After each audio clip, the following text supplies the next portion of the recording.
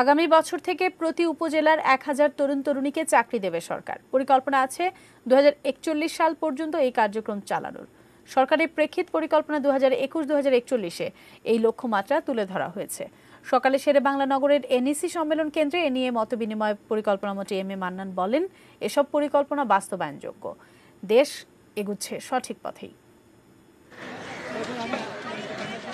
বছর বছর চাকরির বাজারে নামছে প্রায় 20 লাখ মানুষ, কিন্তু চাকরির সুযোগ পাচ্ছে কমই। শিক্ষিত তরুণরাই বেকার থাকছে বেশি। আন্তর্জাতিক শ্রম সংস্থা আইএলও বলছে, বাংলাদেশে তরুণ বেকারত্বের হার 7 বছরেই দ্বিগুণ হয়েছে।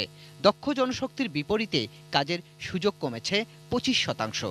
সরকারের বিভিন্ন হিসাবও তুলে ধরছে তাই। করোনার কারণে নতুন করে বেকার হয়েছে বহু মানুষ।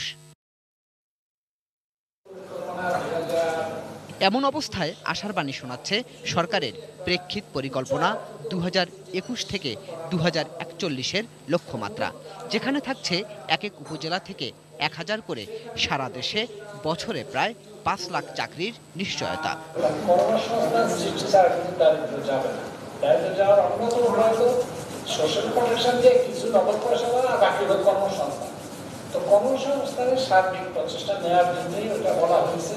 পাশাপাশি থাকছে 41 সালের মধ্যেই দেশকে দারিদ্র্যমুক্ত করা, মাথাপিছু আয় $12,500 নেয়া, জিডিপি প্রবৃদ্ধি 10% উন্নীত করা সহ বেশ কিছু লক্ষ্যমাত্রা।